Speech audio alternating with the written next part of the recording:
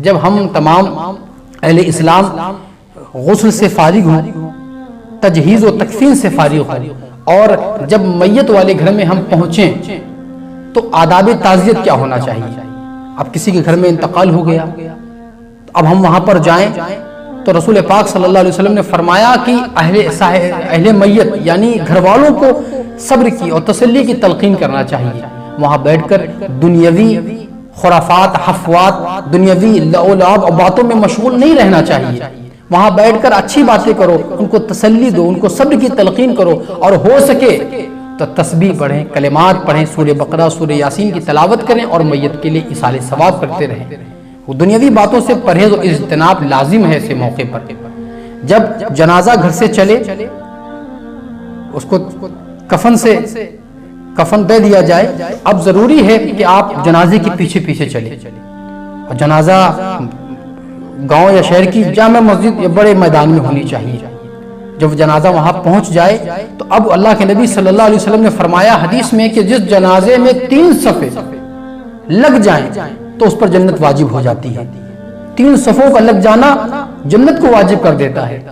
تو آج ہم یہ منظر دیکھ رہے ہیں اپنی آنکھوں سے، مجھے بڑی حیرت ہوتی ہے کہ آج جب جنازہ حاضر ہوتا ہے تو نماز جنازہ میں شریک ہونے والے لوگ بہت کم ہوتے ہیں، ان کی مقدار بہت کم ہوتی ہے، لیکن جو دور کھڑے ہوئے جنازے کا انتظار کر رہے ہوتے ہیں قبر تک جانے کے لیے، ان کی تعداد زیادہ ہوتی ہے۔ کیا وجہ ہے میرے بھائیوں؟ کیا آپ مسلمان نہیں ہیں؟ کیا طہارت سے آپ عاری ہیں؟ کیا پاکی سے آپ دور ہیں؟ جبکہ اللہ کے نبی نے فرمایا الطہور نصف الایمان وتملأ المیزان، پاکی آدھا ایمان ہے۔ لہٰذا اگر آپ نماز جنازہ میں شریک نہیں ہو رہے ہیں، نماز جنازہ میں شرکت آپ کی نہیں ہو رہی ہے، تو 2 باتیں ہو سکتی ہیں، یا آپ مسلمان نہیں یا آپ پاک نہیں۔ اگر آپ مسلمان ہیں تو جنازے میں شرکت ضروری ہے، اور آپ پاک ہیں تو جنازے میں شرکت آپ کی لازمی ہوگی۔ آپ 2 چیزوں سے دور ہوں گے، یا مسلمان نہیں یا آپ پاک نہیں ہیں۔ آپ اپنے اندر ٹٹولو اپنے آپ کو، کیسے مسلمان ہیں آپ؟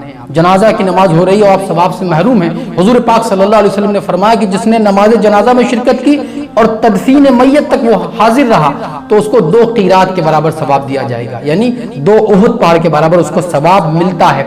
اور جنازے میں شرکت کرنے سے ہمارے گناہ کبیرہ معاف ہوتے ہیں، اللہ تعالی ہمارے بڑے گناہوں کو بھی معافی دے دیتا ہے، عفو درگزر فرما دیتا ہے۔ کتنی بڑی بات ہے۔ اب جنازہ سے فارغ ہوں، 3 صفیں لگائیں، 5 صفیں لگائیں، 7 صفیں لگائیں، جتنی صفیں زیادہ ہوں گی میت کے لیے اتنا بڑا فائدہ ہوگا۔ جب نماز جنازہ سے آپ حضرات فارغ ہو جائیں، اب جنازے کو آگے رکھیں اور آپ پیچھے پیچھے چلیں۔ آج اس کی اتباع اور پیروی لازم ہے، اس کے آگے نہ چلیں، موٹر سائیکل سے قبرگاہ تک نہ پہنچیں، 4 ویلر سے قبرگاہ تک نہ پہنچیں، مکروہ ہے یہ۔ آپ جب اس کو لے کے چلیں تو پیدل چلیں، اس کے پیچھے پیچھے چلیں، جدھر سے جنازہ گزرے اس کی اتباع کریں۔ اور جب واپس آئیں تو آپ جہاز سے آ جائیں، ریل گاڑی سے آ جائیں، کوئی قباحت نہیں ہے، لیکن جب اس کو قبرگاہ تک لے کے جائیں تو اس کے پیچھے پیچھے چلنا لازم ہے۔ یہ ہمارے نبی کا طریقہ ہے۔ اللہ کے نبی صلی اللہ علیہ وسلم جنازے کے ساتھ چلتے تھے اور جنازے کے پیچھے چلتے تھے، لہٰذا ہمیں بھی یہ کام کرنا چاہیے۔